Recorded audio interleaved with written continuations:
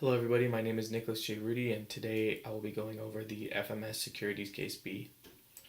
Before I'd like to start, I'd like to state that we have a time limitation on this presentation, so I won't be able to go into exactly how I got every single question's answer. So to start, question 1A asks what the nominal expected rate of return is and the effective annual rate of return. So I got the nominal ERR of 9% and an EAR of 9.31%. Question 1B asks what is the current value per share as of January 1st, 2004. So as you can see through the table, I was able to do some calculations and find the present value. By summing up the present value, dividing it by the shares remaining, we were able to find the value per share of $119.68. Question 2A, it was asking what is the Energy Corp's expected rate of return at the beginning of 2003. So we were able to find this value of 14.09%. Question 2B asks the relationship between the dividend yield and the capital gains yield over time under constant growth assumptions. So we were able to calculate the expected dividend yield of 8.09%. We got a capital gain yield of 6%, which is the same as the growth rate, since it is assumed to have a 6% dividend growth rate forever.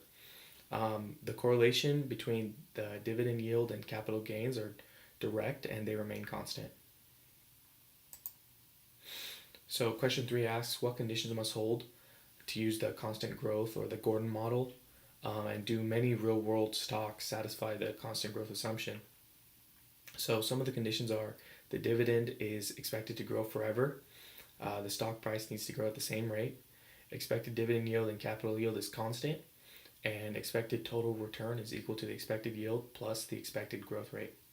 In the real world, to be honest, not many companies satisfy this constant growth rate assumption, but this assumption model will be effective for companies with a stable history of growth. Question 4. What's the value of Entergy's Corp stock as of January 1st, 2003 if the required rate of return is 13.5%? So as you can see by the table, I was able to find a stock price of $28.56. What is the expected stock price at the end of 2003, assuming that the stock is still in equilibrium? Not many things have changed, but some little calculations, so I was able to find 30.62 being the price of the stock. Question 5B, what is the expected stock price at the end of 2004, assuming that the stock is in equilibrium? So we added another year, and we got 31.10. What is the expected dividend yield, capital gain yield, and total return for 2003? I was able to find that the expected dividend of 6.3%, capital gain yield of 7.21, and the total, which is the sum of both, is 13.52. For question 7, if the required rate of return is 13.5%, would Entergy Corp's stock value be higher or lower than the answer in question 4? So the answer in question 4, we got 28.56, and for question 7, we have 22.18, so the value would be lower.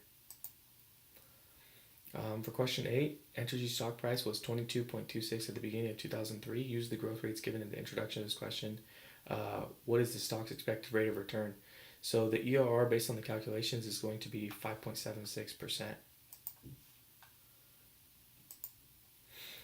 Based on the information provided in the value line tables, is the assumed 6% growth rate reasonable? What has been the trend? So the trend for the growth rate has been 7.14%, and the 6% growth rate is reasonable, very reasonable. Lastly, question 10, it asks us two questions. So could the figures be used to develop an estimated long-run sustainable growth rate? And does the figure support the 7.5% potential growth, 7.5% growth rate in the problem? So the total annual cash flows that I was able to calculate was 1.89, and the expected growth rate is 7.5%. And so yes, this figure does support the 7.5% growth rate given in the problem. Thank you for your time.